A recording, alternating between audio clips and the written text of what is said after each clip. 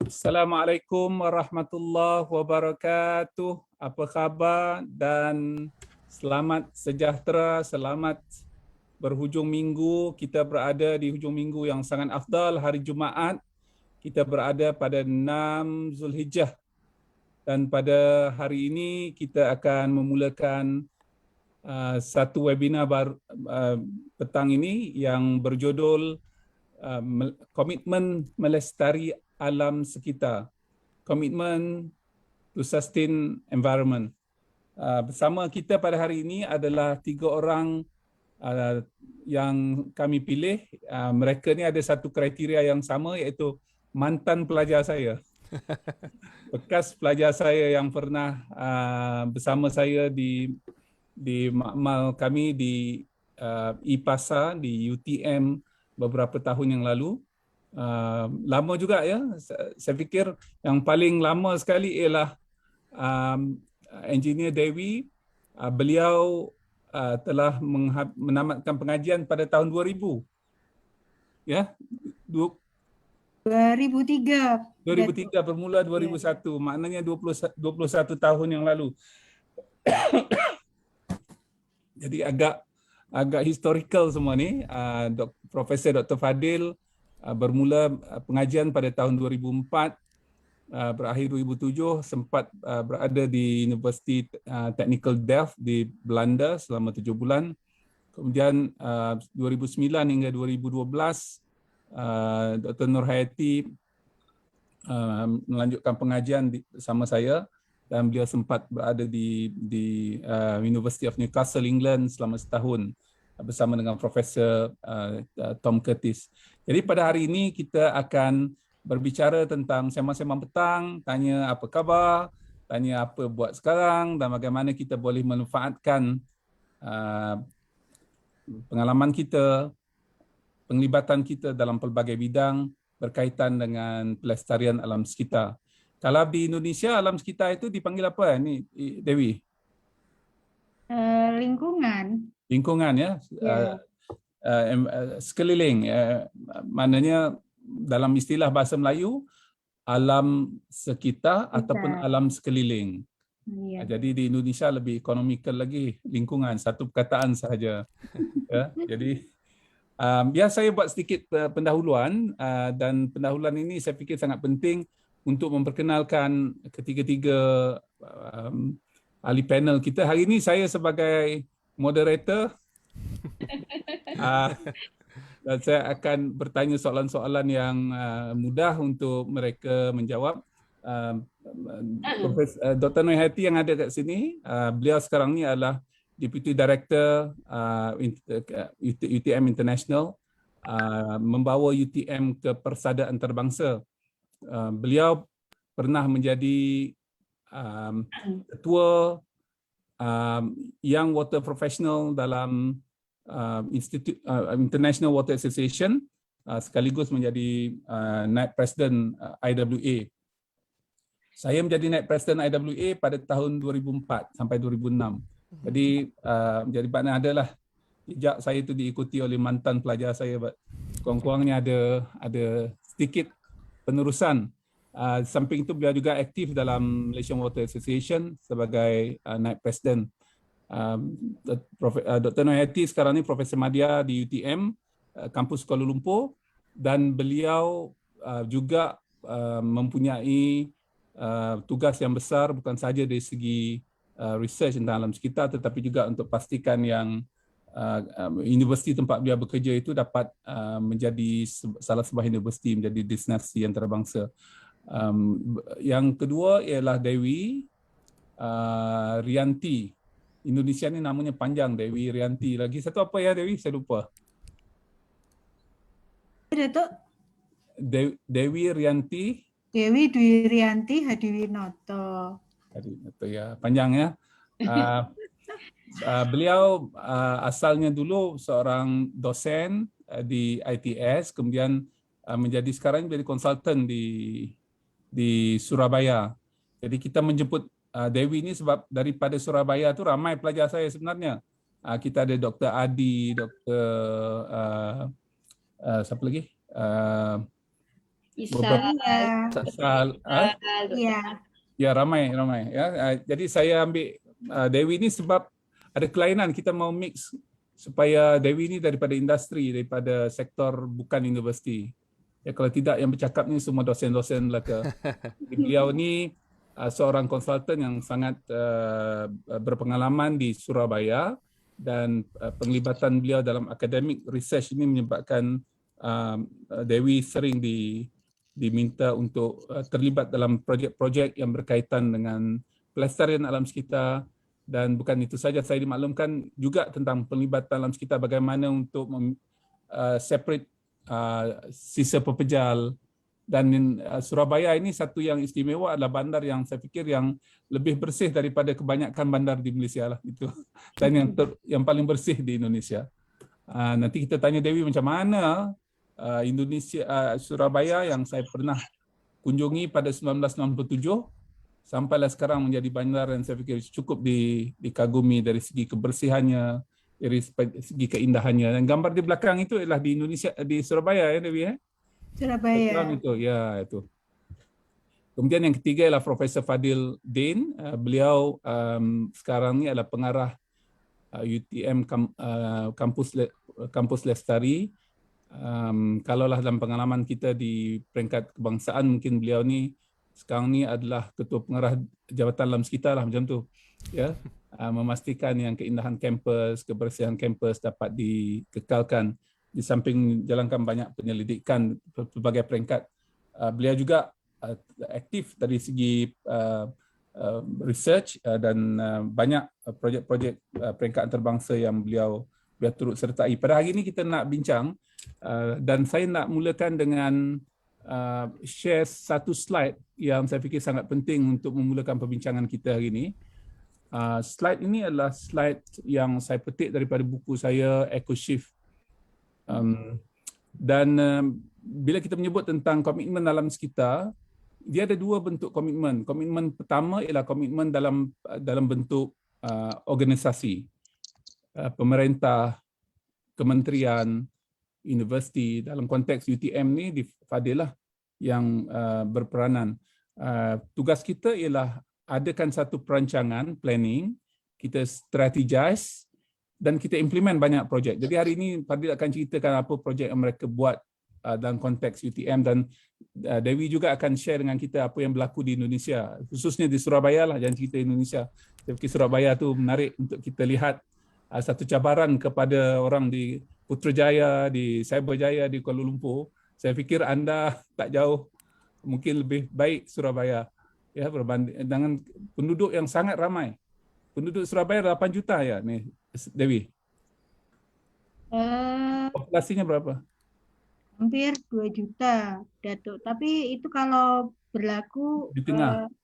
Kalau yang itu berlaku kalau apa yang tercatat. Jadi ada apa yang rasmi lah. Tapi kalau yang datang ke Surabaya untuk bekerja itu kalau pagi sampai sore itu bisa lebih daripada 3 juta.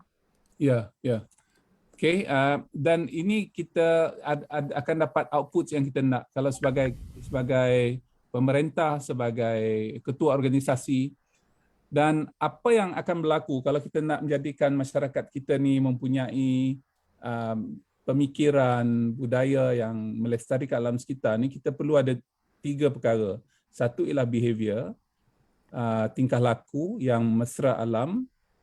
Kalau di Indonesia dipanggil ramah lingkungan. Yang keduanya habitual, secara tabiatnya memang mesra alam. Dia tidak suka buang sampah, dia pastikan yang sampah kalau terjumpa di mana-mana akan dikutip dan akan dimasukkan ke dalam bakul sampah dan sebagainya. Itu lebih kepada habitual. Dan dalam kehidupan kita 90% lebih adalah berkaitan dengan habit.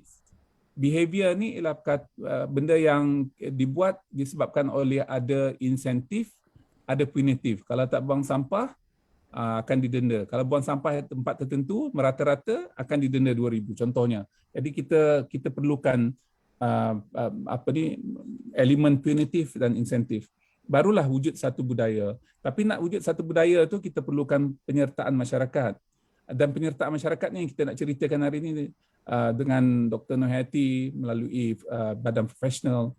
Dewi akan ceritakan tentang pengalaman beliau di Indonesia, macam mana mengajar masyarakat membuang sampah, mengasingkan sampah dan sebagainya, yang saya fikir sangat penting untuk kita bicarakan hari ini. Jadi saya tak nak buang masa banyak untuk permulaan. Saya nak mulakan dengan satu soalan yang umum kepada ketiga-tiga ni, mungkin jawab ringkas saja tentang apa yang mereka lakukan sekarang ni dan apa beza semasa belajar kejuruteraan alam sekitar, pelestarian alam sekitar dengan bekerja untuk melestarikan alam sekitar. Sila. Okey. Saya mulakan dengan Fadil. Okey. Assalamualaikum warahmatullahi wabarakatuh. Terima kasih Datuk Seri, rakan-rakan yang sekali lagi dapat kita jumpa pada hari ini.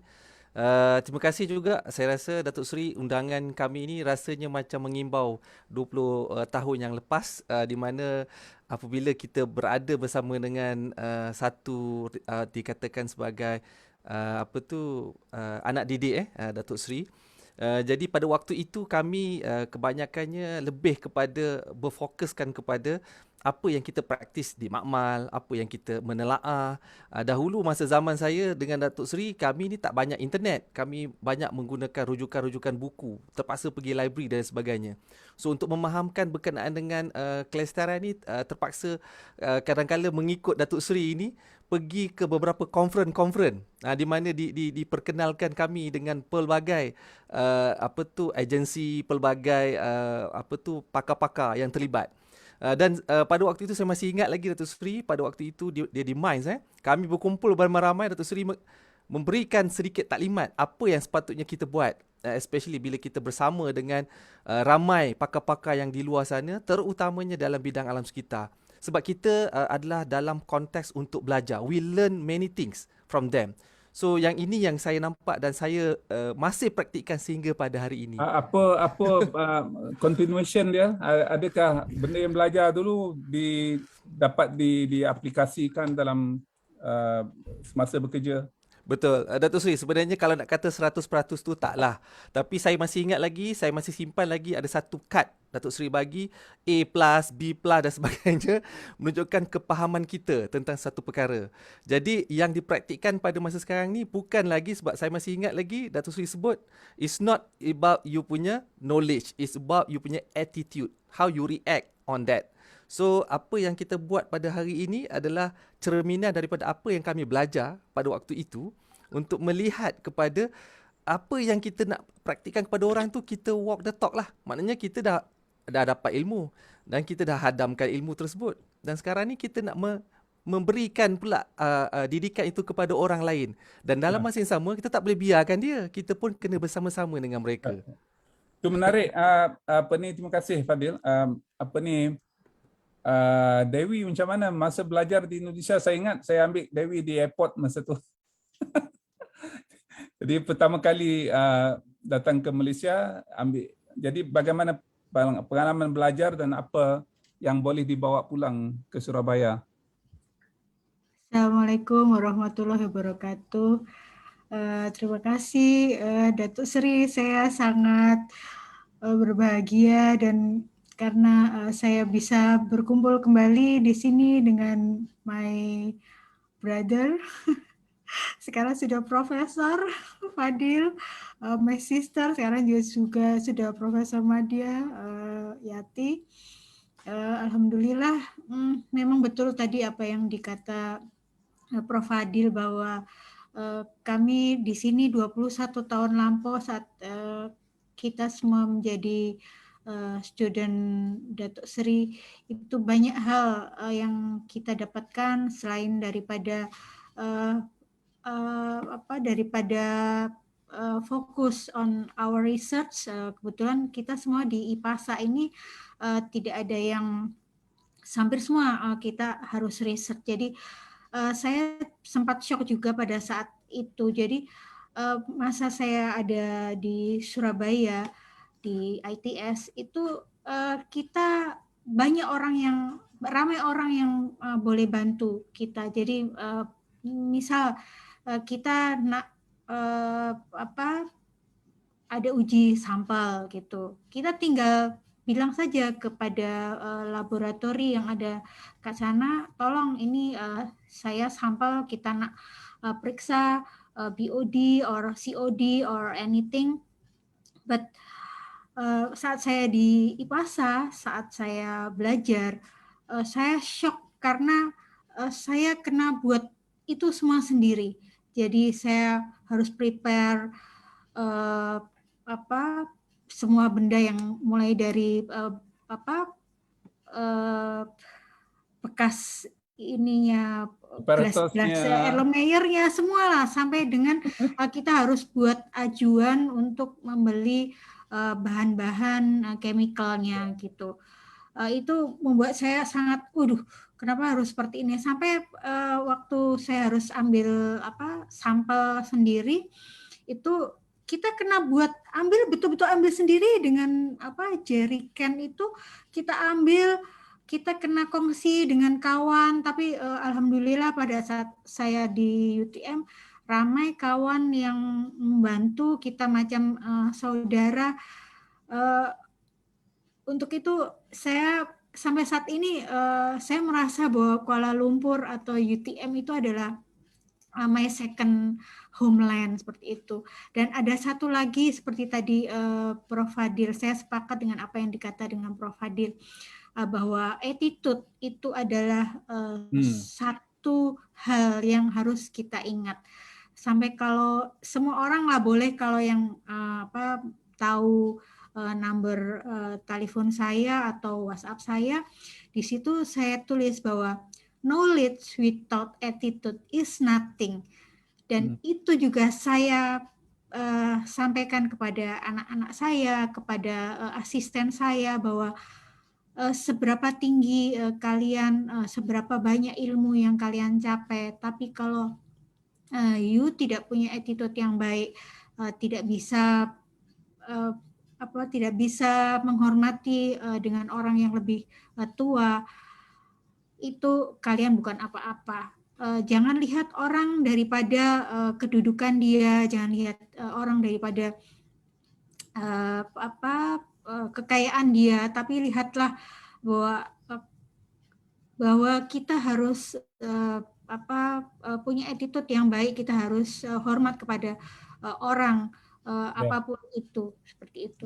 Terima kasih Datuk Sri. Nanti kita bincang lagi. Nurhayati, you pernah belajar di UTM dan di England. So, apa take away yang kita boleh dapat daripada semasa pengajian ni? Okey, terima kasih Datuk Sri atas jemputan ni. Very happy untuk jumpa Prof. Fadil dengan Kak Dewi. Saya rasa macam terbalik sebab selalu kita moderate Datuk Sri, hari ni Datuk Sri moderate kita, his ex-students. So very happy to be here. Antara kenangan yang saya ingatlah Datuk Sri, titik permulaan saya terlibat dengan IWA contohnya. Zaman tu kita student hidup susah kan, jadi Datuk Sri bayarkan kita punya student fee untuk join IWA as student membership. Kemudian saya paling bongsu lah sebab saya baru 9 tahun, Kak Dewi 21 tahun graduation. So saya paling bongsu lah I think in this group. Apa yang saya ingat adalah kita practice to speak English masa tu pakai telefon, kita tak ada smartphone lagi. BlackBerry is rare lah at that time. Jadi tugas saya antaranya adalah kena telefon the late Professor Ken Anderson untuk cakap, hello Professor Anderson, Dr. Zaini wants to speak to you. Lepas tu kita pass telefon tu ke bilik doktor. Masa tu pejabat IPASA yang kecil dekat bawah tu lah yang buku penuh banyak-banyak tu, but he just know where his books is. Jadi saya buat PhD dengan setahun attachment di Newcastle University. Saya rasa saya jumpa Tom Curtis a number of times. Cuma masa saya buat master, saya buat dengan late Anderson. Jadi saya punya continuation tu adalah bila saya buat master dengan late Anderson, Professor Anderson is Datuk Seri punya PhD supervisor. Jadi saya sempatlah maknanya belajar dengan Datuk Seri punya PhD supervisor. Kemudian saya sambung pula PhD attachment 1 year dengan Professor Tom Curtis, who is your colleague lah basically. Jadi daripada zaman belajar ke zaman bekerja, orang-orang yang pernah berada semasa zaman saya belajar sekarang ni adalah kawan-kawan, mentor, orang yang banyak beri kita recommendations, orang yang banyak recommend kita untuk lebih aktif dalam IWA contohnya. Jadi dia dah, maknanya saya grow with these people, with the circle of experts daripada saya kecil sampai sekarang lah. Masih kecil lagi, tapi maknanya daripada saya belajar sehinggalah saya bekerja, saya mempunyai DNA yang sama. Orang yang revolving dalam sektor tu adalah orang-orang yang sama yang lihat macam mana saya buat PhD sampai sekarang. Terima kasih. Saya fikir secara keseluruhan kita boleh bersetuju bahawa pengalaman belajar di peringkat tinggi ini sangat penting lah. Ya, jadi jangan ada kata, ada yang habis PhD dia kata menyesal saya buat PhD. Ya, sebab dia tak dapat apa-apa, tak ada added value.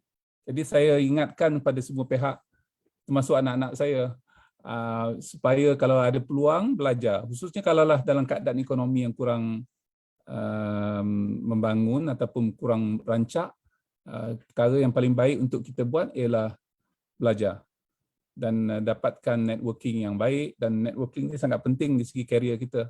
Sebab itulah ada student yang bila diminta untuk buat membantu pensyarah buat seminar, ada student yang tak nak buat. Dia kata bukan kerja saya membantu pensyarah. Tapi itulah yang membuka ruang kepada kita untuk bekerja di masa hadapan. Ya, jadi saya fikir selepas beberapa puluh tahun, tanyalah mereka ni apakah manfaat perkara tersebut. Ya, jadi kita pergi kepada perkara yang seterusnya. Saya nak bertanya Profesor Fadil, sekarang sebagai pengarah kampus Lestari ini, boleh ceritakan sikit apa program ini dan bagaimana ini boleh meningkatkan komitmen kita kepada pelestarian alam sekitar? Okey, terima kasih Datuk Seri. InsyaAllah saya rasa pada waktu sekarang ni kita tahu bahawa kebanyakan daripada sektor terutama pendidikan ni mengalami satu isu lah dari segi untuk buat pelarasan semula kepada inisiatif sedia ada di universiti. Terutamanya universiti ini adalah satu kawasan ataupun tempat untuk kita membuat ataupun melaksanakan satu yang dipanggil tadi yang kita dah berkongsi tadi. Tetapi apabila pelajar ni dia dah tak ada lagi dekat kampus dan sebagainya, so kita kena ada satu solusi bagaimana untuk kita melaksanakan. Dan sebab kelestarian ini dia tidak kira, dia tak ada maksudnya kalau kita berada di mana saja sebagainya, kita kena praktikkan. Jadi sebagai satu contoh, saya bagilah satu contoh yang baik, role model kita yang ada dekat sini, Datuk Seri Zaini Ujang sendirilah telah pun membuat satu masa beliau ni masa tu adalah kita punya Vice Chancellor lah di UTM, di mana beliau telah memandang ke hadapan. Salah satu daripadanya adalah meletakkan satu dipanggil sebagai trail ataupun denai. Dan pada waktu itu denai dia dinamakan dengan nama-nama yang sangat menyentuh kepada kita. Contohnya ada denai namanya philosopher, falsafah. Ada denai yang dipanggil sebagai Scholars Trail contoh. Dan daripada yang kita komitmen universiti sekarang ni adalah meneruskan legasi ini. Maksudnya menjadikan bahawa benda itu tidak hanya tersekat pada satu-satu pemimpin yang membawa kepada agenda tersebut. Dan hasilnya pada hari ini cantik sungguh UTM. Kita 52% Datuk Seri covered by kita punya kawasan hijau, dan kita ada lebih kurang 52 denai sungai sepanjang yang akan dinaik taraf dan juga akan dijadikan sebagai Edu River, dipanggil sebagai Edu River untuk UTM campus supaya pelajar ini walaupun nanti mereka berada di luar, tak boleh masuk ke dalam kampus, kita masih lagi boleh menonjolkan lagi ciri ini.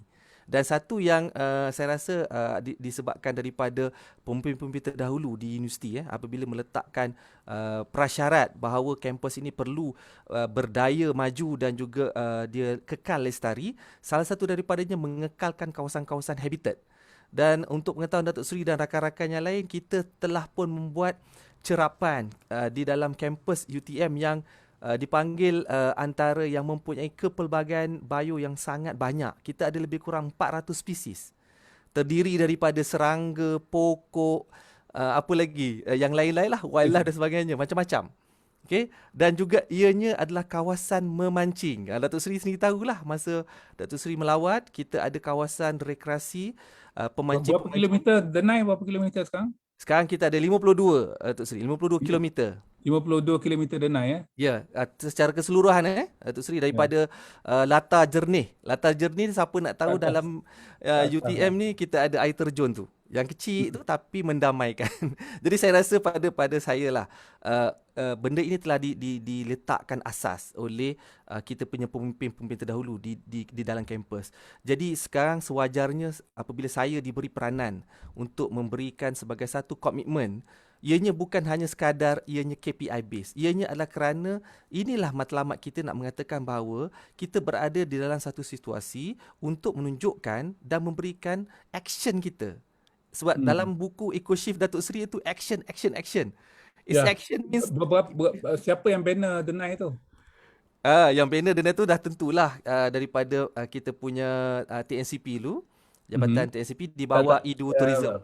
Dia maknanya di banner secara gotong royong ke ataupun Masa tu ada yang gotong royong, ada di kawasan yang memang Datuk Seri pun tahulah ada tempat-tempat yang kita boleh buat secara trekking. Jadi yang itu dibuat secara gotong royong, tapi ada yang dibuat secara kontrak lah. Kita bagi third party. Ya, tapi saya nak sebutkan tentang Denai ni. Di belakang rumah Naib Chancellor tu. Saya tinggal sekejap lah di rumah tu. Tapi yang menakutkan kita, di belakang tu ada ular, ada babi hutan dan sebagainya.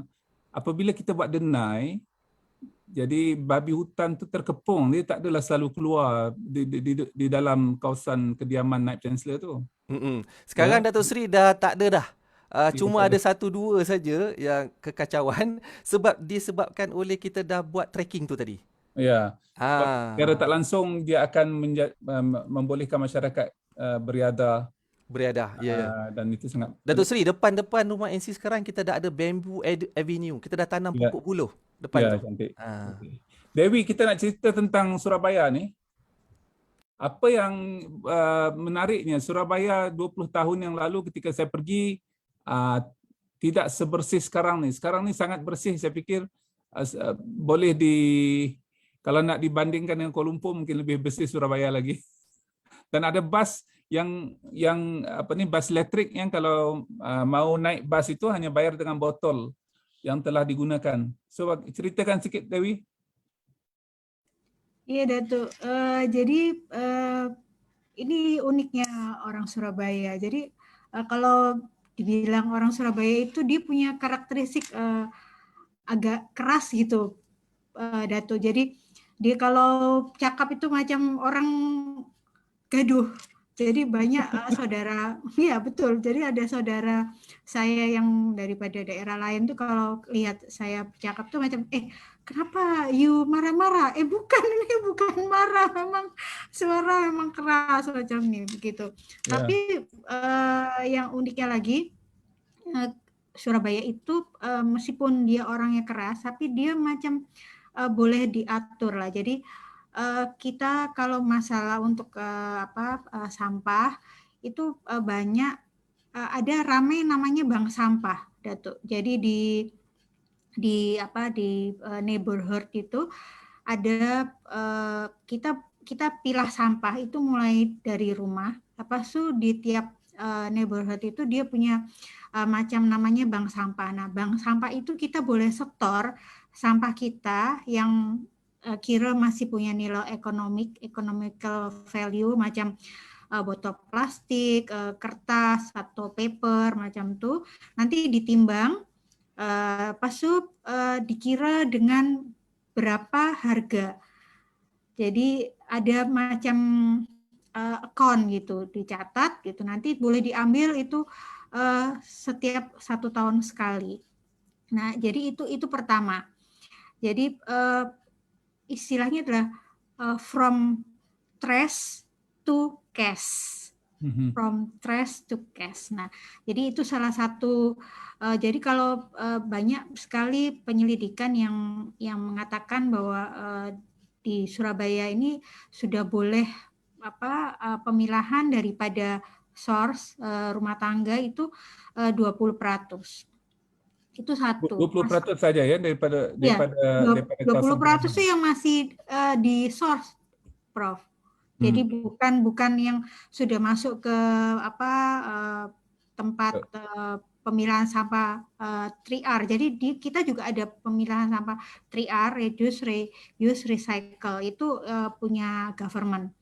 Tapi ini daripada rumah kita sendiri gitu.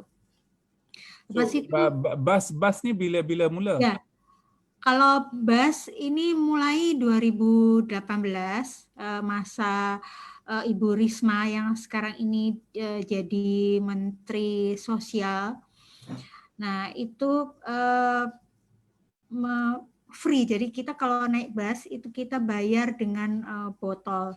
Jadi Berapa botol? kalau botol yang besar itu air mineral yang besar itu kalau yang 1 liter itu bayar dengan 3 botol plastik. Kalau yang kecil itu 5. Kalau yang cup itu 10. Jadi macam itu kita boleh. Nah, kalau misalnya kita punya lebih, itu nanti dicatat ada card. Jadi dia bagi semacam stiker gitu. Kita stiker. Nah, untuk tempat-tempat pengumpulannya itu bukan hanya di atas bus, tapi ada beberapa titik poin gitu. Yang Dave yang cakap bahasa Inggris itu dia juga ada. Iya, Datuk. Jadi tapi saat ini memang masih terbatas. Jadi dia hanya punya koridor itu north to south and then west dari barat ke timur, west to east. Jadi tidak semua jalan itu dilalui oleh bus Surabaya. Kenapa? Karena itu free. Sementara ada public transportation lain yang itu memang punya swasta lah. Ya, Seperti itu. swasta. Jadi itu that's why koridornya itu terbatas begitu, Prof. Ya. Ini Pak Joni ada nih, Profesor Joni mana ada Eddie ada, ramai lagi yang ada nih yang bersama. Ada. Ya ramai yang nih. Asalnya saya sama belajar satu guru dengan Pak Joni Hermana, Profesor Joni Hermana di Newcastle. Jadi kami menjadi kawan sahabat yang akrab. Kemudian ya bila pulang itu kita ada kerjasama. Dan kebetulan Pak Joni menjadi rektor di ITS. Saya menjadi chancellor di UTM. Jadi kita ada kerjasama yang sangat lumayan lah. Ya, jadi saya nak teruskan nih dari segi penglibatan Nurhayati dalam NGO profesional nih. What is the advantage that you can highlight satu dua yang probably yang boleh menggalakkan masyarakat kita supaya jangan terlalu berkira untuk bekerja. Kelebihan kita bersama dengan agensi ataupun NGO ni, kita ni bekerja secara sukarela. Jadi what is takeaway yang kita boleh bincangkan hari ini? Terima kasih Datuk Seri. Jadi sebenarnya penglibatan saya dalam International Water Association tu bermula pada tahun 2009. Masa tu saya balik ke UTM, mula bertugas di UTM dan kemudian saya mendaftar PhD. Jadi yang macam saya sebutkan tadilah selaku supervisor, jadi Datuk Seri bayarkan untuk kita para pelajar join IWA as student membership. Saya tak claim Datuk Seri sedekah je. You masuk persatuan ni. Jangan lupa duit raya. Datuk Seri bagi selalu. Jadi kita pun masuklah, kita pun join lah IWA. Jadi semasa tu yang aktif saya ingat Profesor Gustav Olsen daripada Lund University. Dan juga someone daripada South Africa. Saya Chris Buckley, dia baru meninggal ni. Baru Buckley. sebulan meninggal. Oh ya ke? Okay. And then David Jenkins. Jadi bila saya join IWA, saya anggap tu sebagai inilah macam kita kat sekolah dulu, kita ada persatuan, kemudian kita ada extracurricular activity. It's like your co-curricular activity. Selain daripada belajar, you ada persatuan, pengakap ke, PBSM ke. Jadi bila dah buat PhD tu, kita pun join IWA as part of that.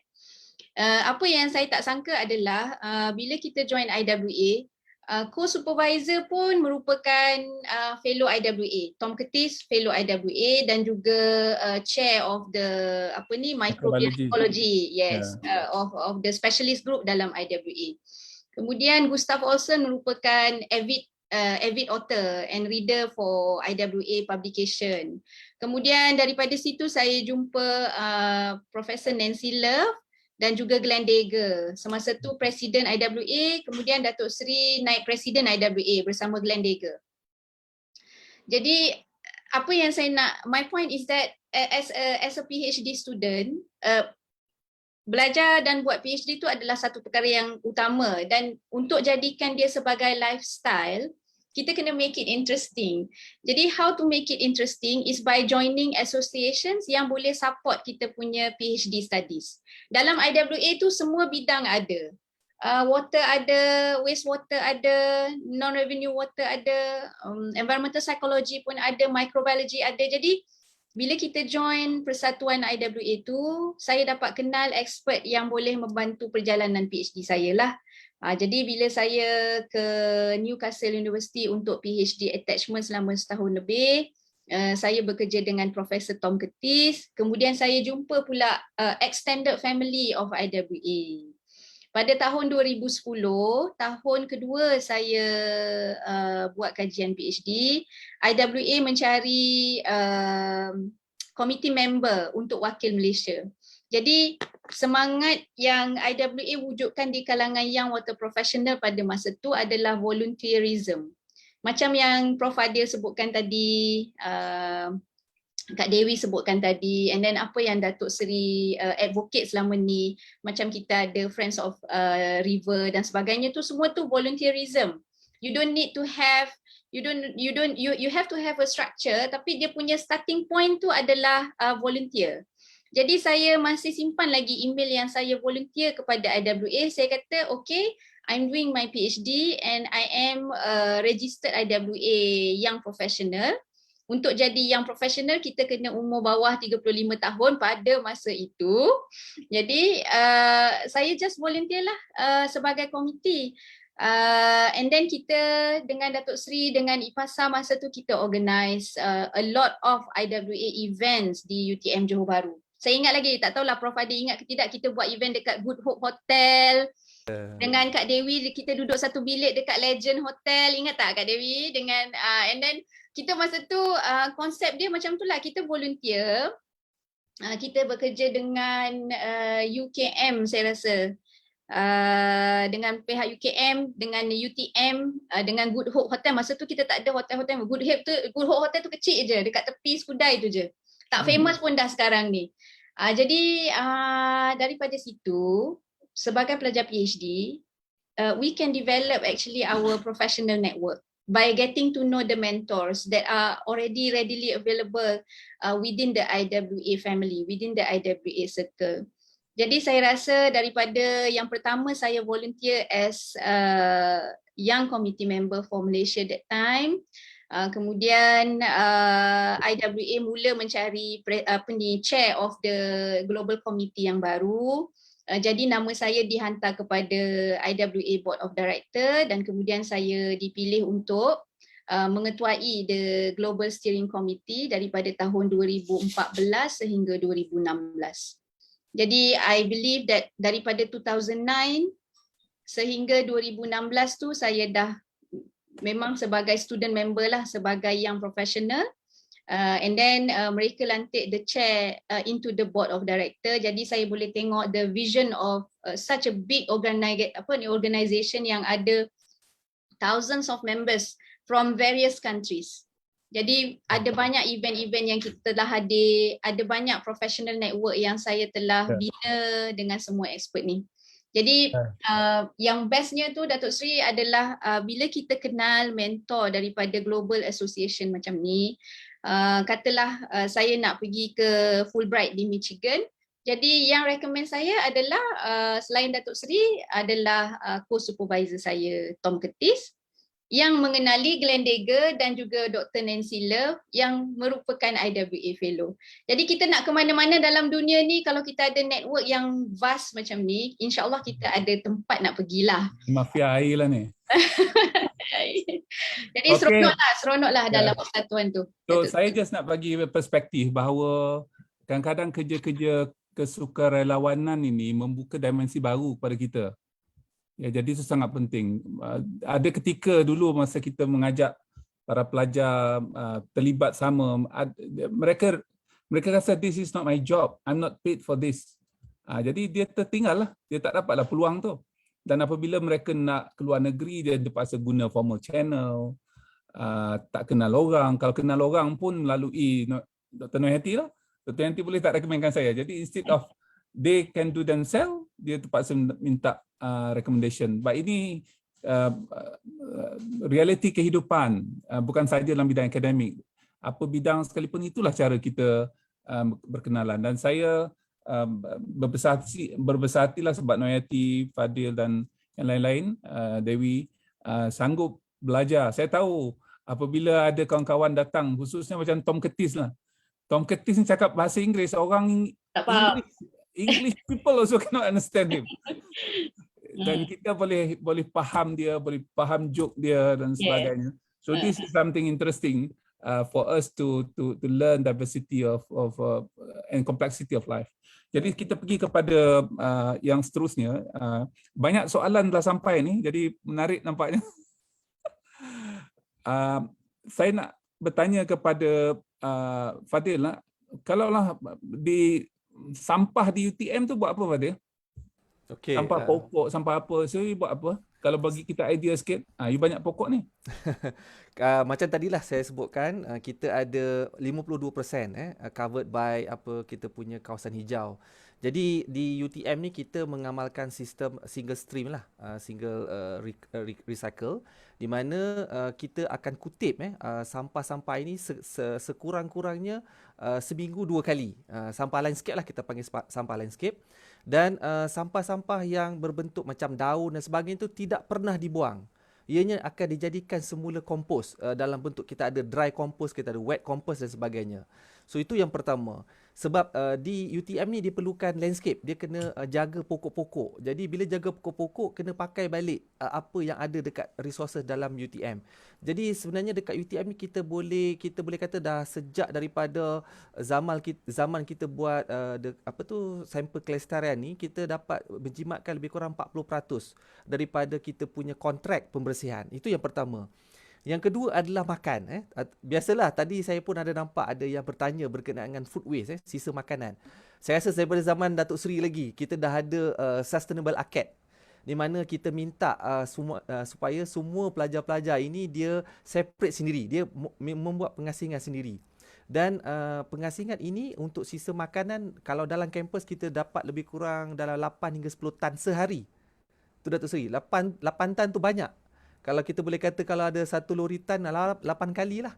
So sampah makanan ini memang kita pun tidak pernah buang ke silong ataupun ke landfill, kita guna balik.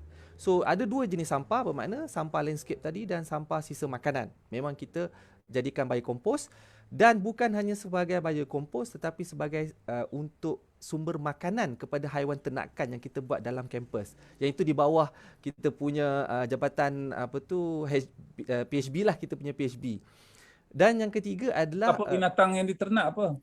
itik dan ayam. So kita ada 2 haiwan ni yang menggunakan sisa makanan ni tadi. Dan banyak itiknya, ayamnya. banyak Datuk Seri. Kalau waktu Dewan sampai tak cukup untuk bagi, ada sampai orang kata merajuk lah, tak dapat kita punya ayam yang kita ternak sendiri dalam kampus. Begitu juga dengan itik. Angsa pun adalah. Tetapi yang paling penting sebenarnya adalah di UTM ataupun saya percaya di mana-mana universiti cuba untuk mengurangkan kos operasi dan dalam masa yang sama mendidik pelajarnya, mendidik masyarakat kampusnya supaya mengamalkan kelestarian. Tapi juga Plastik macam Datuk mana plastik? Ya, plastik Datuk Seri. Kita dah bermula daripada 2014. Masa saya ingat lagi zaman Datuk Seri sign dulu. No polystyrene. Tak ada polystyrene. Polystyrene. Polystyrene tu dah tak ada. Sekarang kita tambah lagi, masa zaman Datuk Wahid, kita tambah lagi no single use plastik lagi. Kita dah masukkan dekat dalam polisi dan memang kita amalkan kepada semua akad-akad dalam kampus. So bermakna pelajar-pelajar ini ataupun mana-mana caterer, mereka bertanya, kalau kami tak boleh mengamalkan plastik kepada pelajar, apakah alternatif?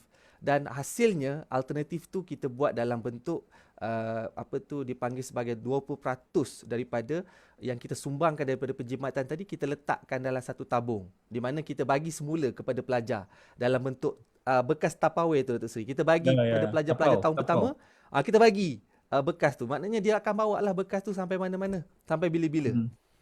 Begitu juga dengan tumbler air dan inisiatif yang terbaru kita bagi kepada mereka, siapa-siapa yang bawa bekas ni dia akan dapat pengecualian 10 sen hingga 20 sen setiap kali dia pergi berbelanja di akad. Okey. Ini saya nak tanya Dewi, di Surabaya tu Dewi, apa kerja yang Dewi bantu untuk jadikan Surabaya ini bersih? Ya, Prof. Kalau saya di Surabaya itu sekarang sedang banyak membantu secara tidak langsung, Prof. Itu izin untuk membuat izin tempat Approval. penampungan, ya approval untuk hazardous waste. Okey. Nah, ini juga macam kita kena buat macam educate our client gitu, supaya mereka itu paham bahwa contoh macam nih, biasa klien kita tuh guna ulang oli bekas itu untuk roll atau apapun lah, anything itu kan tak boleh macam tuh. Nah, kita kena educate mereka bahwa ini termasuk hazardous waste macam itu. Kemudian kalau saya sejak 2015 sampai saat ini saya fokus di municipal solid waste atau solid waste management itu di Kabupaten Sidoarjo. Kabupaten Sidoarjo itu borderline dengan Surabaya. Nah, itu saya involve di sana di Kabupaten Sidoarjo itu mulai dari engagement kepada komunitinya, kita educate mereka untuk membuat pemilahan sampah, kemudian juga saya juga sebagai pendamping daripada government untuk tadinya dia punya landfill itu open dumping, Datuk. Jadi kontrol landfill tapi lebih cenderung ke open dumping karena limited for fund itu untuk operate gitu. Jadi dia OPEX dia itu limited gitu. Nah, kemudian dia dapat semacam hibah begitu dari mana ya, dari saya lupa dari mana, tapi satu dia dapat sanitary landfill baru.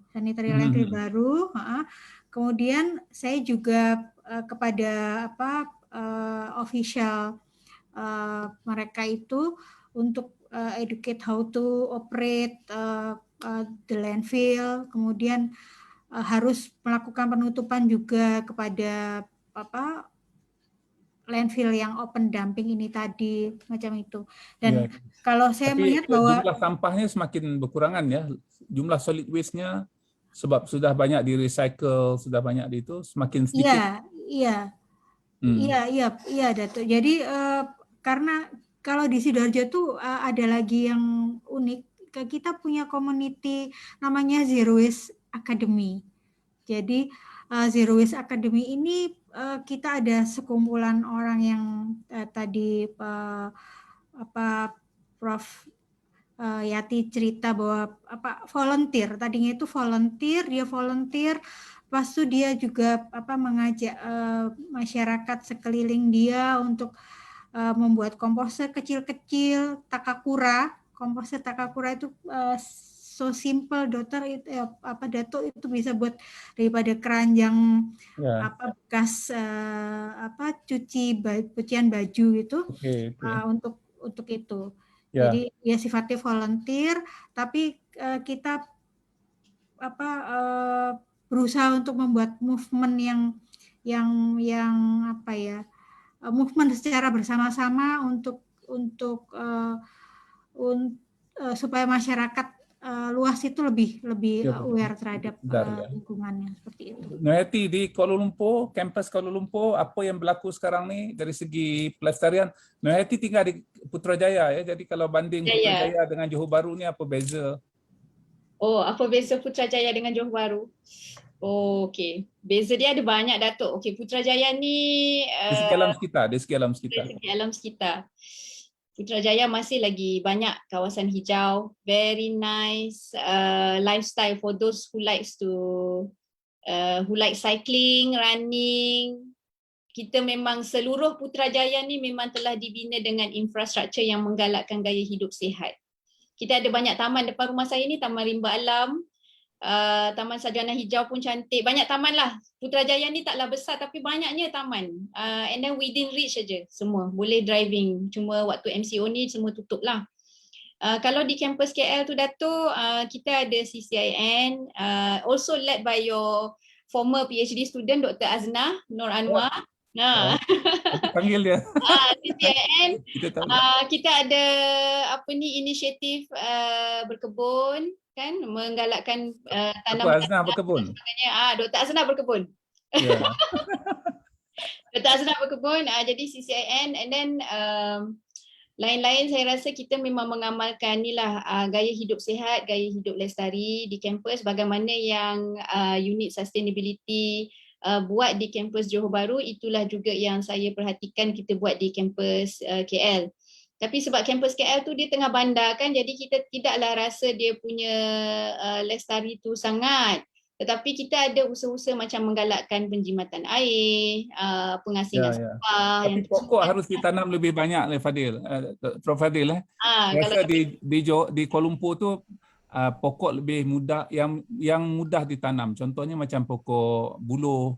Ya, betul. Yang hijau, yang tak mengambil ruang yang terlampau besar. Di tepi-tepi pagar tu boleh tanam dengan Datuk pokok Sri, buluh. kita memang buat inisiatif sebelum COVID hari tu, satu pelajar satu pokok.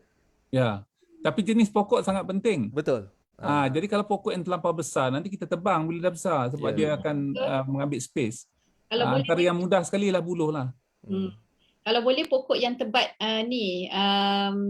air particles ni Prof Adil. Air particles. Kat Johor, KL campus dia punya kualiti udara. Yelah, sebab kita betul-betul tengah bandar, dan saya pernah jogging around the campus vicinity. I cannot breathe sebab dia punya, tak tahulah, air particles tu bukan bersih lah kualitinya kan, sebab kereta memang lalu lalang setiap hari. Jadi itulah kalau di kampus KL itulah dia, Datuk Sri. Tak samalah macam kampus JB. Kampus JB semua ada, ayam itik semua ada. Kita kampus KL tak ada. Tapi kita punya accommodation is facing, city skyline. Jadi dia punya tapi boleh dimulakan di kampus di jumpa bincang dengan kebun kota, Datin Kaniza. Kita menggalakkan perkebunan ni di bandar, bukan lagi di luar bandar. Jadi kalau boleh ada sayur-sayuran ditanam, instead of kita tanam bunga yang cantik, kita selangkan dengan sayur-sayuran dan sebagainya, boleh tanam dalam pot. Ini sangat penting bagi saya sebab kalau tidak nanti usaha untuk recycling ni akan terbatas. Siapa nak guna kompos ni? Kompos sangat murah di Malaysia. Saya tak tahu di Indonesia, Dewi. Di Malaysia kompos satu plastik tu nak jual RM1 pun susah. Ya, mungkin lebih mahal proses nak memplastikkan itu, nak masuk dalam bekas tu lebih mahal daripada harga kompos tu. Jadi lebih baik kita guna sendiri. Macam di rumah saya, mana yang boleh dikomposkan, kita komposkan. Tapi walaupun rumah saya ni kawasan kecil, tapi macam-macam sayuran ada. Rumah saya ada rambutan, ada durian, ada betik dan sebagainya. Walaupun tak nampak benda tu, tersurut di mana-mana ada. Ya, selain daripada sayur-sayur yang biasa kita gunakan. So, apa yang saya sebutkan, mungkin kampus yang bersaiz 52 ekar tu cukup. Jadikanlah kampus yang kecil tu satu cabaran hijau kampus itu dengan sayur-sayuran. Bincanglah dengan Datin Kaniza Kaniza ataupun dengan dengan Dr. Tan Asnaf. Sri Abu Kasim, Tan Sri Abu InsyaAllah. Kasim yang sangat berminat untuk buat perkebunan di kota. Saya nak berbalik kepada Fadil sebelum kita jawab soalan ni. Trail di UTM tu ceritakan ada ramai orang ke sekarang ni PKP ni? Kalau sebelum PKP memang setiap pagi dan petang, pagi kerana ada banyak aktiviti dari segi operasional lah. Tetapi kalau waktu petang itu pelajar banyak gunakan untuk tujuan riadah, berjoging. Terutamanya yang berdekatan dengan rumah NC. Jadi sebab dia ada dua arah, dua laluan. Jadi mereka kalau buat trekking tu boleh dapat 5 km lah kalau dia nak jogging. Kat situ Sikitnya saja 5 km? situ saja Datuk Sri. Kalau di belakang dia dah ada sampai 10 km. Kan? Yang dekat kita punya kawasan. Yang 52 km bersambung? Dia bersambung. Dia tak bersambung. Dia adalah dua arah. Okey. Dia sebelah sini dan di seberangnya. Yang sebelah FKA sana satu lagi. Di sebelah FKA kita ada satu mercu tanda sekarang ni kita tengah buat, tapi student tak ada Datuk Sri. Sebab kita minta dia orang buat macam satu arca, dan arca itu adalah menunjukkan satu pendidikan kepada pelajar sivil. Kita ada buat di situ. Saya fikir saya dah minta supaya Jabatan Pengairan dan Saliran untuk bincang dengan pelbagai kampus. Kita mulakan pelestarian kampus dari segi pembinaan denai sungai bagi mendekatkan masyarakat kepada sungai. Sebab kalau saya ingat dulu, sungai kita yang mengalir di beberapa tempat lah termasuk di UTM tu semak samun. Ya, dan orang pun takut nak pergi sebab ada ular lah dengan ada binatang-binatang. Apabila kita buat denai tu, dan sebahagian daripada denai tu semasa tahun saya menjadi Naib Chancellor, Timbalan Naib Chancellor lagi, dibina oleh masyarakat kampus. Kita dedicate, ini kawasan ni, kita bagikan mereka sedikit wang. Jadi lebih tu mereka tampung sendirilah kalau nak cantikkan kawasan tu, nak tambah bunga ke, nak buat wakaf ke, dia orang buat sendiri. Ya, katalah kawasan ini 500 meter ni bagi kepada college mana. Secara tak langsung mereka akan berlawan-lawan lah sama dia. Jadi kita akan pastikan ada pertandingan membina denai. Dan apabila bersambung, orang datang ke kampus itu rasa seronok sebab dia rasa dia nampak keindahan kampus. Dan hasrat kita dulu kalau orang nak pergi jauh, nak pergi ke mana-mana tempat susah, jadi datang ke kampus universiti saja, di UTM, di UPM, di UKM yang banyak kawasan-kawasan hijau di dalam bandar. Betul. Ya, kita sebenarnya Datuk Sri memang tengah mengusahakan open campus, konsep open campus supaya bukan hanya dihayati oleh warga kampus tetapi orang luar. Dan salah satu daripadanya adalah kalau Datuk Sri perasan ada satu wetland yang di sebelah rumah NC tu, dan sekarang ni dia orang tanam padi. Dia orang buat satu showcase untuk tanaman padi di situ. Ya. Ini ada antaralah cara bagaimana nak memberikan kepada warga kampus ni apresiasi supaya dia orang bila berada dekat sana dia bukan hanya sekadar untuk beriadah tapi dia menghayati sebenarnya suasana di dalam kampus. Jadi tapi macam Yati sebut tadi berkenaan dengan di KL, sebenarnya ada di KL ni dia berbeza sedikit. Dan bukan hanya di KL saja, di Pagu Datuk Sri. Di Pagu pun kita dalam proses untuk mentransformasikan konsep yang tadi, yang mana kita nak guna resource dan sebagainya. Dekat kampus KL tu dia dah start dengan zoning tanpa kenderaan. Dah tak ada lagi dah. Jadi kalau Yati perasan memang kebanyakannya waktu kita dah start sebelum PKP hari tu kita dah start buatkan banyak polisi-polisi yang berkaitan supaya menggalakkan dia orang berjalan. Datuk Hmm. Seri, galakkan dia orang berjalan sebab saya tengok dia orang dah buat banyak tempat untuk berjalan kaki Ya, ya. dan within the apa tu Ya. dalam kampus Patutnya saja. dalam jarak 500 meter, 600 meter tak perlu naik kereta. Itu Tak perlu. masalahnya. Ya. Ada persoalan banyak ni, kita kena jawab soalan ni. Ya. Um, soalan yang boleh dijawab, ini daripada Facebook ni, Muhammad Abdul Jamil. Profesor Fadil, boleh tak ganti Tupperware dengan mangkuk tingkat? Boleh.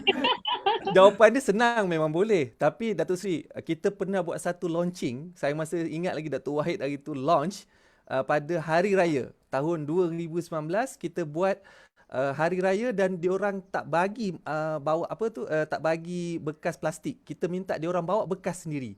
So mangkuk tingkat adalah pilihan terbaik sebab Ya. mereka boleh dapat banyak sup lah dan sebagainya. Ya. Jadi Banyak makan nanti gemuk pula. gemuk. Tak boleh. Ya, tapi sebenarnya kebanyakan yang dia datang tu dibawa dengan dia punya mangkuk yang yang sekadar untuk dia makan. Kalau Ya, itu kita yang penting. datang dan di-serve, jadi orang akan ambil sebanyak-banyaknya. Jadi dia akan berlaku pembaziran. Jadi dengan menggunakan konsep itu, pada hari itu, pada waktu itu Datuk Seri, tak ada pembaziran makanan. Ya. Nah, itu yang bagusnya. Dia persoalan lagi ni, kenapa kita tak menanam pokok buah-buahan? Ada Dewi, tanya Dewi sebab banyak di Surabaya ni banyak pokok sakura ni. Ya, jadi memang kalau jadi gini, Datuk. Jadi kenapa tidak ditanam pokok buah-buahan, lebih ke bunga-bunga dan pokok yang lain? Itu karena yang pertama itu kita masih gunakan kalau untuk taman-taman kota itu kita pakai kompos kita produksi daripada government. Nah, selain itu kita juga guna kalau longkang itu kan ada macam maintenance untuk dia ambil sedimentation itu. Ya. Nah, itu juga digunakan untuk taman-taman kota. Nah, itu dikhawatirkan itu tidak bagus lah kalau untuk tanaman buah-buahan.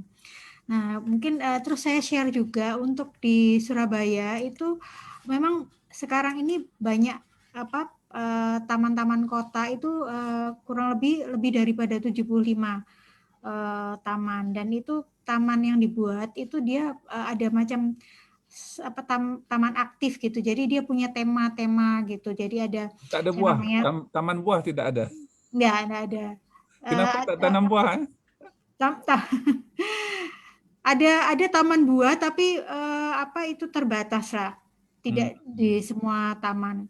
Jadi ada taman lansia, itu memang untuk orang-orang yang older gitu, itu dia bagi macam batu di trailnya itu untuk macam refleksi kaki. Itu terus ada taman BMX itu anak-anak muda itu boleh main sepeda itu boleh main kayak trekking seperti itu. Kemudian ada juga taman cahaya, jadi itu boleh selfie untuk instagramable macam itu. Itu memang mungkin tanya Fadil, kenapa tak tanam buah? Ada buah ke kat UTM? Ada, Datuk Seri. Kita sekarang buah-buahan itu ditanam masa mungkin beberapa tahun yang lepas lah. Tetapi selepas ini kita tidak akan lagi tanam pokok buah-buahan. Pertama, ialah of course pokok buah-buahan ni dia ada reserve dia untuk kita tanam. Kita tak boleh sebarangan kita tanam merata-rata. Sebab apa? Pertama, penjagaan dia.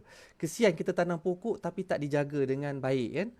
Yang kedua adalah ada setengah pokok ni dia menyebabkan tarikan kepada serangga ataupun burung-burung yang tertentu yang menyebabkan kawasan tu nanti akan cemar lah. Jadi yang digalakkan sebenarnya adalah berdasarkan pokok hutan. Jadi kita pun dapat nasihat daripada Jabatan Hutan. Kita memang setiap kali kita tanam pokok memang Jabatan Hutan datang dan buat semakan dengan kita. Dan dia mencadangkan pokok-pokok dan spesies yang tertentu termasuklah buah nadir. Buah nadir ni macam petai, jering tu buah nadir lah tu. So maknanya dia kena ada simbiosis dia lah dalam Simbiosis ekosistem dia. dia. Ya, dia tak boleh tiba-tiba kita tanam durian kat situ. Dia kena, Betul. kalau durian kena satu kawasan dedicated untuk durian. Betul. Dan kebetulan pula kampus tu dah ada pokok tinggi kan, besar-besar pokok. Jadi kalau kita nak tebang, nak ganti dengan pokok lain, Ya. agak susah. Saya dulu pernah cuba tanam mangga. Pokok mangga ni tak tahan lama ya. Dalam masa, dia punya musuh tu banyak. Bukan Banyak, saja musuh makan buah tu, tapi musuh yang attack dia punya akar, attack dia punya kayu. Dan penjagaannya agak rumit lah berbanding dengan nak jaga pokok yang tak berbuah ni. Ya. Tapi tak apalah, kalau ada ruang kita tanamlah pokok. Di rumah saya ni durian dalam Rumah tak pasu. apa.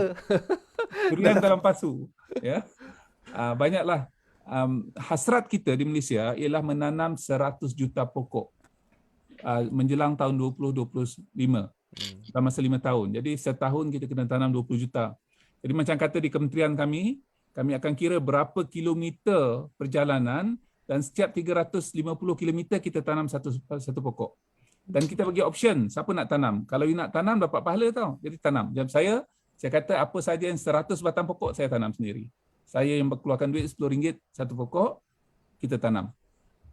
Yang lebih tu pegawai-pegawai lain tanamlah. Dan sebahagiannya kalau saya kata sumbangan tu tak mencukupi, barulah kita menggunakan duit kementerian lah dalam usaha untuk kita memastikan kita menanam pokok. Contohnya macam kata COVID-19 ini untuk vaksinasi. Kan kita terpaksa vaksinasi orang buat program vaccination center dan sebagainya. Kita menganggarkan sebab projek tu projek kementerian bersama dengan Kementerian Kesihatan, kita perlu menanam 24 juta pokok for offsetting carbon emission daripada program vaksinasi tu. Ya, sebab kita dah kira daripada penghasilan vaksin tu, sehinggalah import ke Malaysia. Kemudian tu kita buat majlis, kita buat dewan, ada ekon, ada apa semua. So jumlah pokok yang perlu ditanam ialah 24 juta. Jadi kami sekarang ni tengah raise fund lah untuk dapatkan pendanaan daripada pihak swasta, individu, siapa yang nak menyumbang untuk 24 juta pokok itu. So ini secara tak langsung membolehkan kita committed. Jadi komit alam sekitar ni bukan hanya bising-bising kata jangan buat itu, jangan buat ni, tetapi kita sanggup untuk buat sesuatu. Sebab tu komitmen menjadi tajuk kepada kita punya webinar ni. Ada lagi soalan ni daripada saudara Muhammad Nordin. Adakah pembangunan denai sungai menimbulkan kacau ganggu kehidupan asal dengan kehadiran manusia? Ya, bila kita buat tu kacau ganggulah, ular tak lalu kat situ apa semua. So macam mana Fadil? Apa yang nak jawab? Dato' Sri lah. Okey.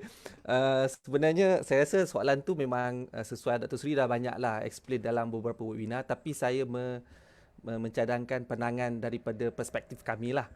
Biasanya bila disebut pembangunan, ianya tidak semestinya kita kena buat konkrit dia, kita kena ada buat satu struktur dan sebagainya yang menyebabkan kacau ganggu dalam bentuk building. Itu yang difikir. Saya adalah civil. So biasanya orang civil ni dia tahu nak buat tu, dia tak akan mengikut tu. Dia akan buat, dia mengikut handmade saja, man-made. Okay, tetapi pembangunan denai sungai yang sebenarnya yang diusahakan oleh KASA kan melalui beberapa program, sebenarnya dia adalah untuk memberikan satu kebertanggungjawaban sebenarnya kepada komuniti. Sebab dia bukan hanya dipunyai oleh satu struktur governance tadi, tapi dipunyai oleh secara ekosistemnya. Dan sebab orang yang berada di situ sepatutnya mereka lah perlu jadi sebagai komuniti sungai tersebut, ataupun dia menjaga kawasan sungai tersebut, kerana kalau dia tidak jaga, so siapa lagi nak jaga? Takkanlah nak suruh orang daripada tempat lain untuk datang tempat tu untuk membersihkan bagi pihak mereka. Jadi sebenarnya denai sungai kebangsaan ini adalah inisiatif yang direka cipta, adalah untuk bertujuan memberikan nilai tambah kepada komuniti. Selain daripada untuk hanya sekadar berjoging, buat rekreasi di kawasan tersebut, mereka perlu ada satu kesedaran.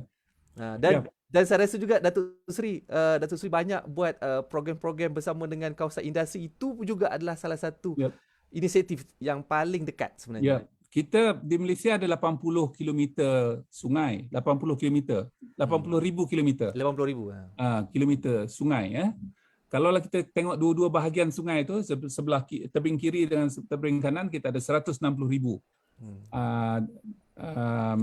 tebing sungai atau kedua-dua belah. Dalam program Denai Sungai Kebangsaan ni kita nak buat 10,000 sahaja. Jadi 10,000 daripada 160,000. Kenapa 10,000? Sebab kita nak mendekatkan kepada sungai-sungai utama yang selama ni menjadi sasaran pembuangan sampah.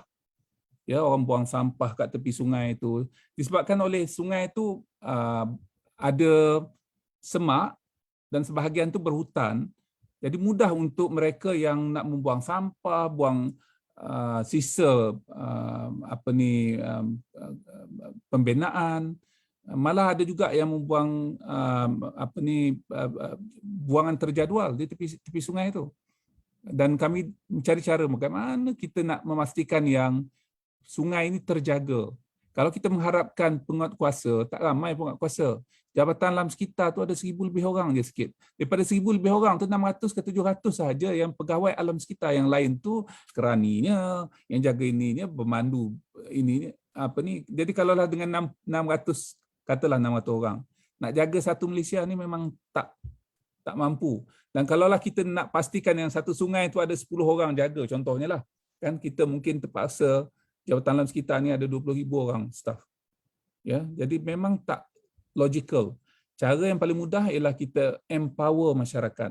Kalau kita tengok tadi gambar tadi, empowering. Ya, saya tengok balik saya tak nak bagi kuliah ni, you dah jemu dengan kuliah saya daripada dulu. Tapi ni yang tengah ni. Kita selama ni kita inform sahaja. Kita tak empower. Lepas inform, kita kena consult, tanya dia boleh tak boleh. Kawasan buat denai di dalam kampus UTM boleh. Okay. Can you do it? I give you some incentive. Insentifnya apa? Apabila orang nak belajar pasal sungai, kami hantar ke UTM. You lah buat macam mana sungai tu bagi, denai sungai tu bagi kepada 5 kategori. Kategori 1 yang macam Putrajaya, macam depan rumah NC UTM, dekat dengan semua fasiliti yang ada, dekat toilet, dekat ada gerai situ dan ada keselamatan. Yang kedua, sampailah yang kelima. Yang kelima ni kita buat susul laluan sahaja. Tak ada orang yang minat macam tu. Tak semua orang yang nak yang fully turf macam di Putrajaya tu nak happy. Ada orang tak adventurous bagi dia. Saya ajakkan kawan saya pergi jalan tu saja. Alah, tak ada kata, that's not my standard. Saya nak yang natural punya. Yang kalau boleh, denai tak ada, saya nak buat denai. Itu yang kelima. So banyak dan kita nak pastikan yang ada universiti yang boleh bantu. UTM boleh bantu. MSU boleh bantu. UKM saya dah UKM ada satu center yang kita baru laksanakan dengan UKM. Semalam saya tanda tangan borang perjanjian tu dan UKM akan bantu kita dan sebagainya lah. So secara tak langsung, bila orang lalu lalang di tepi sungai, ini akan menghalang orang yang berniat jahat untuk merosakkan atau mencemarkan sungai tersebut melalui pembuangan sisa di tepi sungai dan sebagainya. Pada masa yang sama, ini mendekatkan kita kepada kemudahan rekreasi. Kalau contoh di Bangi ni, sepanjang sungai Langat dan sungai Air Hitam ni katalah boleh dijadikan sebagai denai sungai yang cantik, orang banyak option. Nak beriadah, tak ada sebab lagi kata saya ni nak pergi beriadah saya terpaksa pergi gym mana-mana, tak ada. Jalannya tepi rumah tu yang dekat dengan denai sungai. So secara tak langsung semasa kita berada di tepi sungai tu, kita akan memerhatikan keadaan sungai dan kita akan terpengaruh dengan ataupun sekurang-kurangnya terdetik hati kita tengok cantiknya sungai ni. Kalau sungai tak cantik, kita cantikkan sungai tu. Macam mana nak cantikkan sungai? So this is all empowering. Empowering ni bila kita benarkan masyarakat itu turut buat denai itu. Sekarang ni kita hanya bersyarah, memberikan arahan kepada masyarakat jangan cemarkan sungai, tapi kita dalam konteks public participation tu level pertama, informing. They can only react when they are being empowered. Dia diberi peranan membersihkan sungai, beri peranan untuk membina denai. Denai lah, kalau kita masuk sungai dia, hanyut kat sungai tu, masalah pula kita. Tepi sungai tu. Ya, jadi kalaulah denai dah siap, pastikan yang ada pokok kat situ, ada kebersihan terjaga dan sebagainya. Jadi saya fikir itu hasrat kita lah apabila kita menyebut tentang kita nak membina denai sungai. Bukan maknanya kita nak kacau ganggu kepada ular yang ada kat situ. Pandailah ular. Dan kita pun tak nak ular dekat rumah kita. Kalaulah kita selalu jalan ke atas tu, ular tu tahulah cari rumah tempat lain. Ya, pandailah dia. Jadi sekurang-kurangnya hasrat kita pastikan yang sungai itu bersih berlaku. Dan ini berlaku di banyak tempat. Kalau kita pergi ke negeri-negeri yang hebat dari segi pelestarian sekitar, di Jepun, di Skandinavia, dia menggunakan denai sungai sebagai one of the easiest way to get people involved and being empowered. Yang lain tu susah. Kalau kita nak buat recycling center, susah. Nak ada kenderaan, nak ada itu. Dan masyarakat nampak dia tak ada manfaat langsung. Manfaat langsung ialah kalau kita ada denai, pagi saya pergi jogging, weekend besok saya pergi jogging. Contohnya.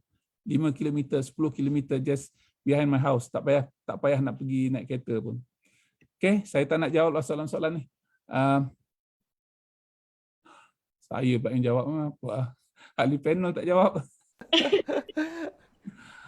Okey, apakah bidang ilmu kelestarian yang masih dianggap masih berkurangan? Mungkin Nohati boleh jawab ni. Yang negara kita masih memerlukan. Saya rasa baru-baru ni kita terlibat dalam beberapa projek untuk rancangan Malaysia ke-12 tu, Datuk Seri. Jadi macam mana kita nak integrate kelestarian dengan IR 4.0 contohnya. Lepas tu macam mana kita nak empower masyarakat untuk embrace water and environment stewardship. Maknanya at individual level kita ni masih lagi kurang ownership terhadap kelestarian alam sekitar. Kita masih lagi mengharapkan institusi ataupun organisasi untuk melaksanakan semua inisiatif ni. Tak banyak individu yang berminat untuk volunteer and then give or offer their services readily available untuk dalam usaha volunteerism lah. Kita masih lagi perlu menggalakkan pelajar-pelajar kita untuk ambil tahu contohnya kan. Apa juga teknologi ataupun kaedah perawatan ataupun sustainability approach yang kita buat. Pada peringkat individu belum ada kesedaran yang tinggi untuk kita support. Environmental psychology. Yes, environmental economics, yes. Environmental probably promotion. Yes, betul. Yeah. Environmental psychology kita masih lagi memang sangat kurang lah Datuk Seri kalau di Malaysia kan. Sebab semasa saya di Kyoto, saya spend sebulan di Kyoto, saya memang mohon untuk belajar tentang environmental psychology. Jadi saya punya supervisor dekat Kyoto University memang hantar saya masuk ke hutan saja. Dia kata dia tak ada lab, tak ada makmal dan sebagainya. Environmental psychology is all about you appreciating nature, appreciating environment as it is. And then for us to have the feelings of ownership to nature dan juga kita rasa kita nak protect environment. Yang itu masih lagi kurang lah di Malaysia. Kita ada dah semua teknologi, anaerobic digestion, aerobic granulation, all the high-end teknologi kita dah belajar dah semua daripada expert-expert global. Semua tu kita dah ada. Tapi dari segi emotional relation to environmental technologies tu masih lagi. Sebelum kita webinar ni saya ada mesyuarat tentang Langat Sewage Treatment Plant. Ini sangat penting ya sebab ini Logi this is the biggest wastewater treatment plant in Malaysia. 1.5 million population equivalent. Dan kehebatannya kita tak nampak loji itu. Loji itu semua bawah tanah. Dan kita menggunakan teknologi yang sangat terkini dan di atas tanahnya adalah padang permainan iaitu rekreasi. Padang rekreasi. Jadi kalau berapa jauh besar orang tu, ingat 1.5 million? Berapa population equivalent? Okay. PE. That is big. That's the biggest in Malaysia lah, and probably one of the biggest in this region. In Asia. Ya, in Asia. Sebab biasanya tak ada yang sebesar tu. Okay, isunya bukannya teknologi, isunya orang yang berdekatan tak sambung kepada pipe yang disediakan. Dia minta kerajaan sambung. Padahal itu tanggungjawab masing-masing. Nak sambung tu kita terpaksa belanjakan RM3,000 macam tu. Daripada kita punya tangki septik itu, masukkan ke pipe yang ada di depan rumah. Plant. Jadi akhirnya kita tidak mendapat keseluruhan desain yang kita ada. Desain kita untuk 100%, hanya 70% saja yang bersambung sebab telah bersambung. Yang 30% lagi itu tidak bersambung. So ini maknanya masyarakat dari segi kesedaran environmental psychology, dia mungkin orang yang sangat lantang tu cerita tentang kenapa asap sana, kenapa climate change kita tak tahu, tapi tak bersambung kepada kemudahan yang ada di depan mata. Itu satu. Yang keduanya, kita juga menghadapi masalah sebab bayaran cas pembentukan RM8 ini tak membiayai apa-apa pun. Ya, tak dapat bayar logi tu 1.6 bilion harganya keseluruhan sistem tu. Dan nak bayar gaji pekerja pun tak cukup. Terpaksa ditampung menerusi pelbagai pendanaan lah, termasuk subsidi pada kerajaan. So ini tak sustainable dari segi keuangan. From financial sustainability, it is not. Ya, so maknanya kalau kita bincang tentang komitmen, kita mesti dah sanggup bukan sahaja memastikan tak tercemar, tetapi kalaulah ada hal yang berkaitan dengan pembayaran, kita sanggup bayar. Kenapa? Sebab ini contribution saya. Tak apalah lebih 10 sen, RM10. Dan ini adalah amal jariah saya. Saya bayarkan you punya 10 pound dulu. So dah jadi naik presiden IWA. Jadi kalaulah kita tak sanggup keluarkan wang untuk melabur, tak lahir orang-orang yang macam tu. Ya, walaupun ialah kecil jumlahnya, dan inilah hasilnya yang saya nampak. Bukan saja kita melabur dari segi sedia membayar, dan tak besar pun, itu heavily subsidized. Ya, so ini perkara-perkara yang kita kena yakinkan masyarakat. Komitmen tu bukan hanya tidak buang sampah. Komitmen tu bukan hanya kita patuh kepada peraturan yang berkaitan, tetapi juga kita sanggup buat lebih daripada apa yang sepatutnya. So this is important. Sebab itulah kita ada empowerment, kita ada semangat untuk volunteer dan sebagainya. Ya. So saya bagi masa 3 minit seorang. Mula dengan Noheti dulu. Okay, thank you Datuk Sri. Basically, this has been a very good session, Datuk Sri. Saya nak encourage kalau ada pelajar-pelajar PhD yang listening to our session, saya memang galakkan semua pelajar lah kalau boleh mengikuti webinar hari ini. Kempen untuk melestari alam sekitar ni mestilah bermula daripada young people, the future generation and the future leaders. Sebab kalau kita tak invest in the young talents, all the upskilling, reskilling apa semua tu nanti dia jadi kurang bermakna. It's very important for us to develop kita punya professional network masa umur PhD lah. Sebab nanti bila dah melepasi umur PhD, funding, scholarship semua selepas umur 40 tahun dah tak ada. Semua scholarship, fellowship, funding untuk pelajar PhD mestilah berumur bawah 40 tahun. Kalau nak pergi ke mana-mana pun scholarship ni semua pembiayaan ni bawah umur 40 tahun, jadi boleh mohon sebelum mencapai umur 40 tahun.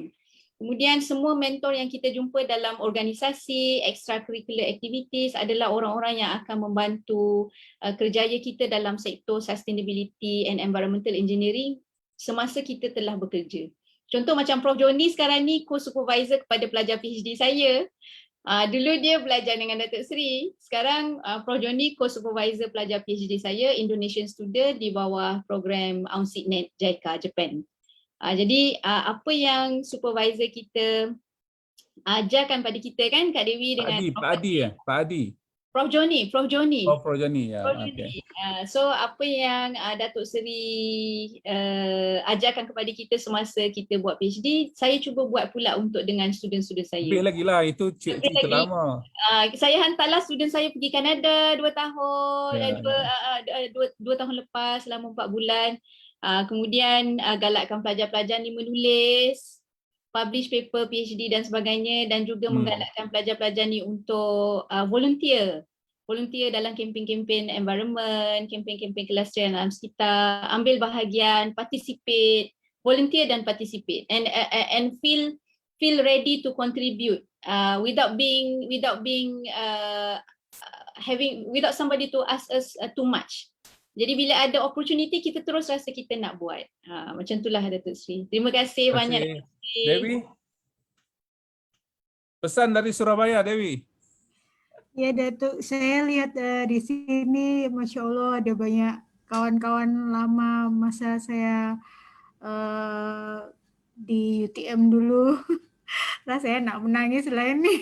Eh, Ada Lini, ada Terharu. Isa, ada apa Muzaffar, ada Yati, ada Mai juga, ya Allah. Jadi memanglah apa yang sudah artinya today is our future.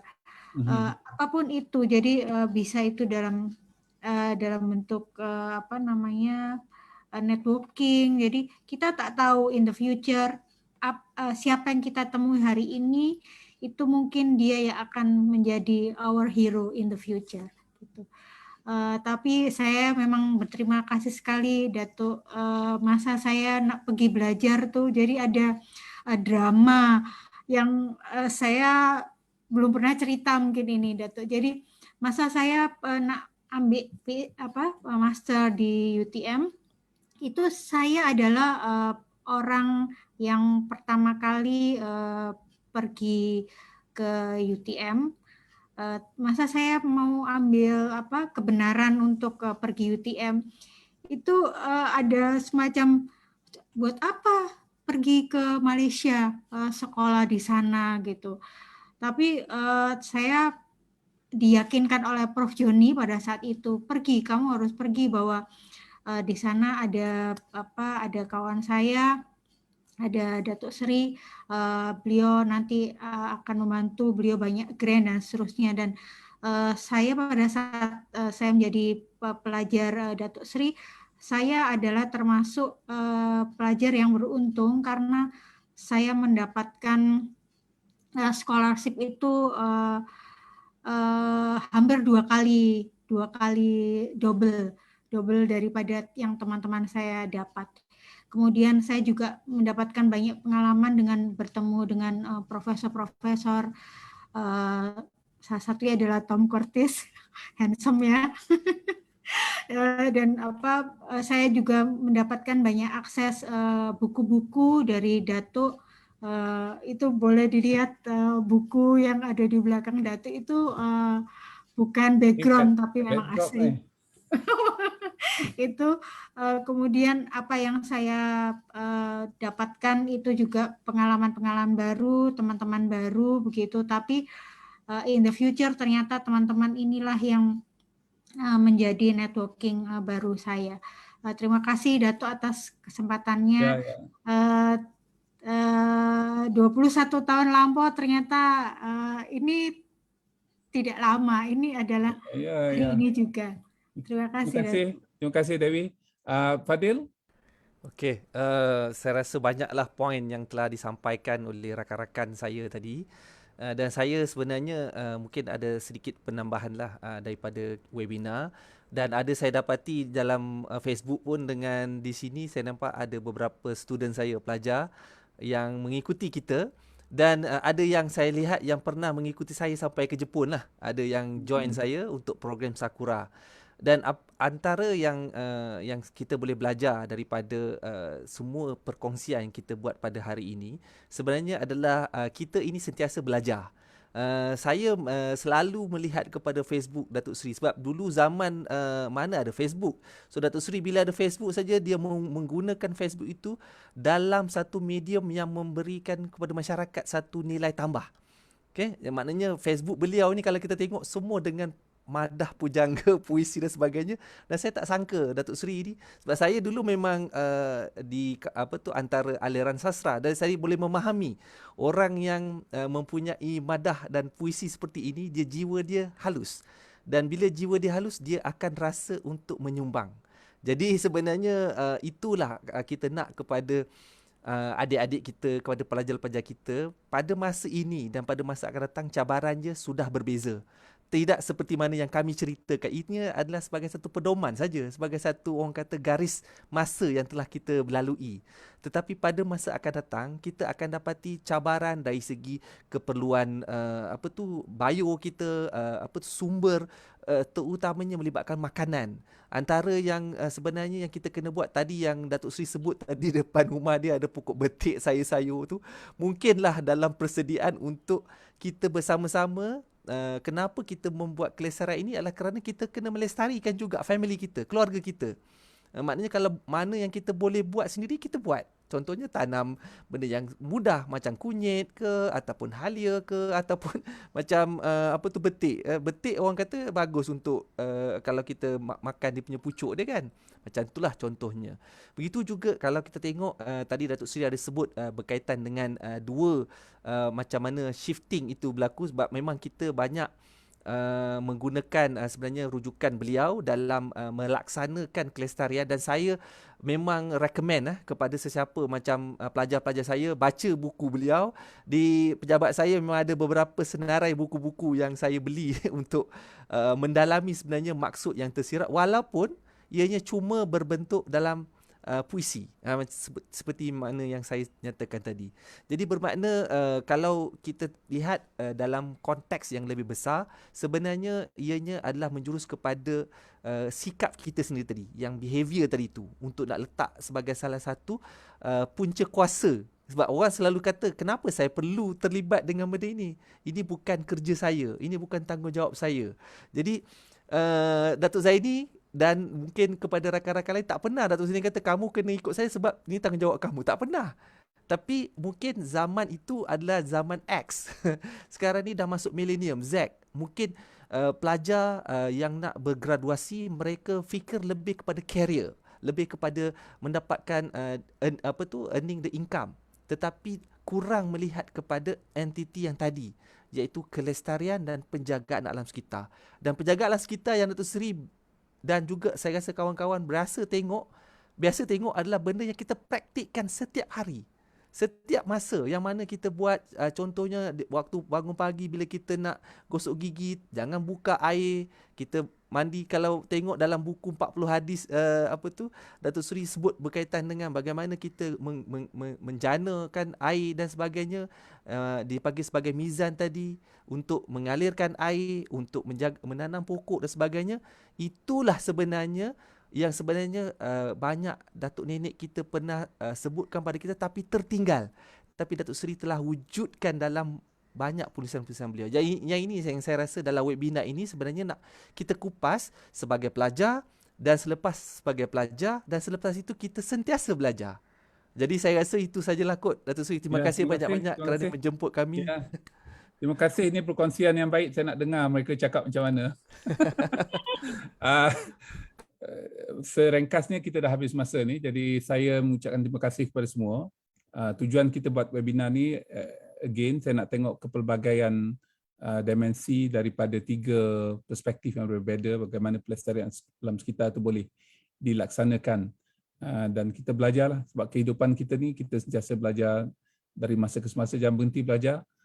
Saya tulis puisi itu sebab saya tak buat research. Kalau saya ada lab, saya tak tulis puisi mungkin. Jadi cara kita nak menyebut sesuatu tu, kalaulah kita tak ada lab, Fadil, katalah you nak pension besok, ataupun you dah berada satu kedudukan yang you are not in command of laboratory practices, tulislah puisi. Kalau salah pun tak apa, kalau mengata orang pun tak apa, sebab puisi, poetic license. So pada masa yang sama kita menyampaikan message yang nak kita sampaikan. Jadi hari ini kita telah bersama dengan 3 orang mereka yang akrab dengan pelestarian alam sekitar, dan kebetulan mantan pelajar saya lah. Jadi saya memberikan sokongan kepada mereka, apa yang mereka buat, dan mudah-mudahan UTM dapat buat denai, panjangkanlah, jadikan 100 itu. Di KL boleh buat kebun kampus, jadikan kawasan tu kawasan yang sangat hijau, yang